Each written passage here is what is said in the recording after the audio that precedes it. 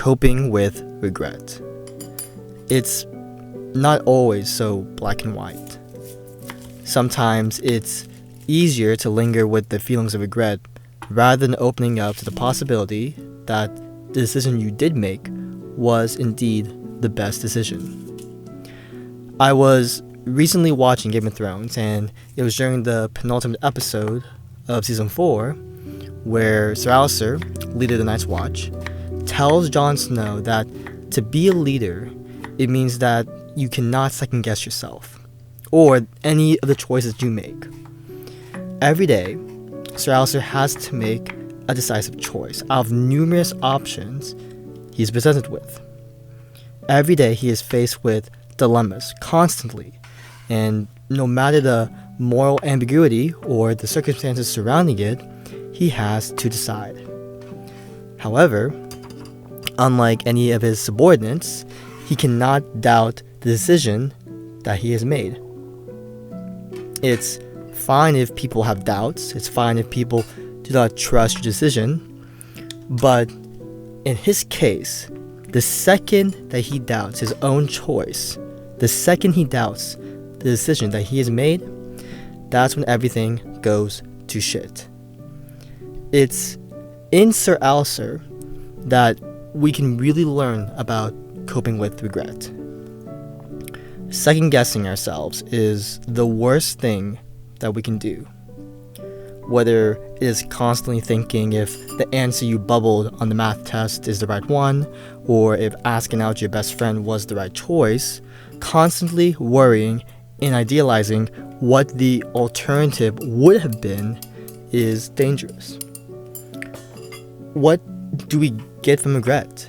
What value do we gain from it? Does regret make us feel better? Does regret present us with insightful lessons? Sometimes we wish we can go back in time and alter or change decisions that we have made in the past.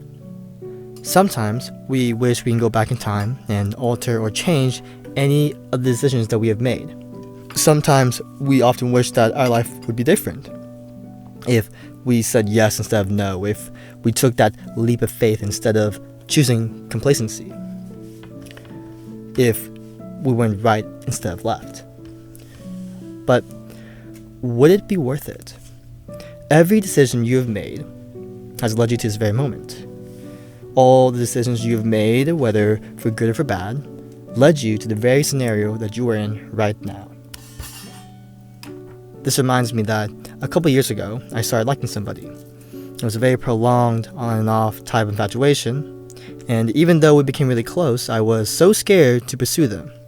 So, I chose not to. Even though I didn't pursue them, the feelings I had for them, no matter how big or how small, were still present. Fast forward a little bit, and I met someone else. I met this new girl. We met at a football game, and I was instantly hooked. From there, we started talking. We went on a couple of dates, spent some time together, and it was nice. For a while, it seemed great. I wasn't in love, but I really came to love and appreciate this person. But then, I was faced with a dilemma. The person I had on and off feelings for opened up and told me that they liked me. Now what do? Do I pursue this girl I'm currently in love with? Or do I pursue this girl that recently opened up to me? I often linger on this thought. How different my life would be if I chose A instead of B. How better my life could have been if I chose A instead of B. But why would my life be different? Why would I be in a different place than I am currently in? Why would choosing A instead of B make my life 10 times better?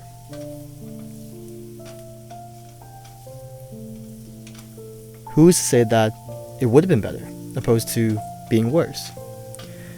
Why would it be better? It is in these moments that regret can really eat us up. We start to become fascinated with what could have been, the life we could have had. But why? Are we stupid? Is every choice we make destined to become a shit show? It is in these moments that we need to realize that there are no right or wrong choices.